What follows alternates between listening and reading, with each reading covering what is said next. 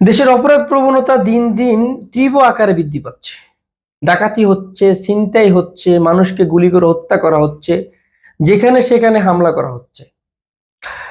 এমন অপরাধমূলক কর্মকাণ্ড থেকে দেশবাসীকে রক্ষা করতে আইন শৃঙ্খলা বাহিনী যে পরিমাণ আশার বাণী শুনিয়েছে, এখন পর্যন্ত উল্লেখযোগ্য কিছু আমরা দেখতে পাইনি। তারা প্রতিনিয়ত তাদের ব্যর্থতার প্রমাণ এখন পর্যন্ত দিয়ে আসছে। তারা বলছে তারা চেষ্টা করছেন, কিন্তু তাদের চেষ্টা তো যেহেতু ব্যর্থ হচ্ছে। আমাদের প্রশ্ন, আমাদের দেশের রাজনৈতিক দলগুলো কেন এটা নিয়ে আলাদাভাবে পদক্ষেপ নিচ্ছেন না? যেখানে একটা সরকারকে আমাদের দেশের সকল রাজনৈতিক দলের বা সকল শ্রেণী পেশার মানুষের চেষ্টার মাধ্যমে সরাতে পারা গেছে, সেক্ষেত্রে আওয়ামী লীগ থেকে তো শক্তিশালী বা আওয়ামী লীগ থেকে তো জনবল বা শক্তিশালী বলা চলে না যে এই অপরাধীদের। সারা দেশের উল্লেখযোগ্য অপরাধীদের থেকে যদি চিহ্নিত করে আমাদের দেশের রাজনৈতিক দলগুলো যারা দেশটাকে ভালো রাখতে চান, তারা যদি একটা উদ্যোগ নেন, চিহ্নিত করে যারা অপরাধটা করছেন নিজ নিজ জেলা থেকে, সেগুলোকে চিহ্নিত করে শাস্তির আয়ত্তে আনতে প্রশাসনকে হেল্প করে, তাহলে তো অপরাধ প্রবণতা আরোটা কমবে।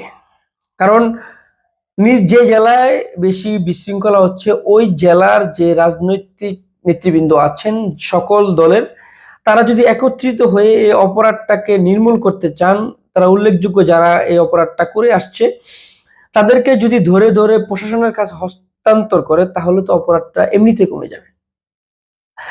আমরা আমাদের দেশের রাজনৈতিক দলগুলোর 5 আগস্ট পরবর্তীতে যে একটা সময়ে যে এমন একটা বিশৃঙ্খলা হচ্ছে, এটাতে তারা উদ্যোগ নিতে আমরা এখন পর্যন্ত দেখি নাই। আমাদেরকে এটা হতাশ করে। একটা সরকার, যে বৃহত্তর সরকার, যে সরকারটা ফ্যাসিবাদ সরকার হিসেবে পরিচিত, তাদেরকে সরাতে তারা সক্ষম হয়েছে, অথচ অল্প কিছু সংখ্যক অপরাধীকে তারা নির্মূল করতে তাদের কোনো উদ্যোগ নেই।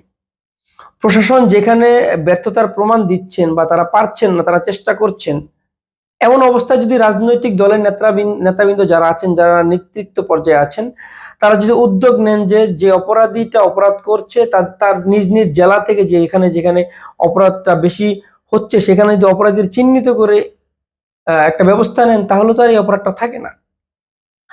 দেশবাসী আপনাদেরকে নির্বাচিত করবে, দেশটা পরিচালনার লক্ষ্যে আপনারা আছেন, সেই লক্ষ্যে যদি থাকতে হয়, দেশবাসীকে শান্তির একটা জায়গা তৈরি করে দিতে হবে।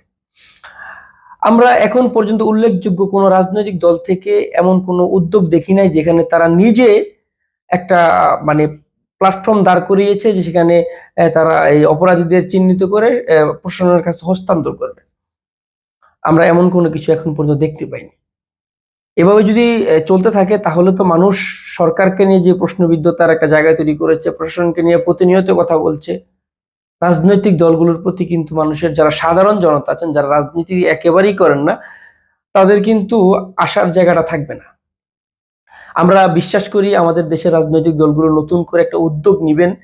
প্রত্যেক জেলার যারা সিনিয়র পর্যায়ে নেতৃবৃন্দ আছেন, প্রত্যেক রাজনৈতিক দলের, তারা একত্রিত হয়ে অপরাধী গুলাকে চিহ্নিত করে, যারা অপরাধটা করতে পারেন বা যারা অপরাধটা সংগঠিত করেন, তাদেরকে চিহ্নিত করে অপরাধ কাজটা বন্ধ করবেন, বা তারা ব্যবস্থা নিবেন না, আইন তো নিজের হাতে তুলে নিবেন না, তারা অপরাধীকে ধরে প্রশাসনের কাছে হস্তান্তর করবেন। এতে করে দেশের যে অপরাধ জগৎটা তৈরি হচ্ছে, বা অপরাধীরা যে প্রকাশ্যে অপরাধটা করছে, দেশের অপরাধ নির্মূল হবে।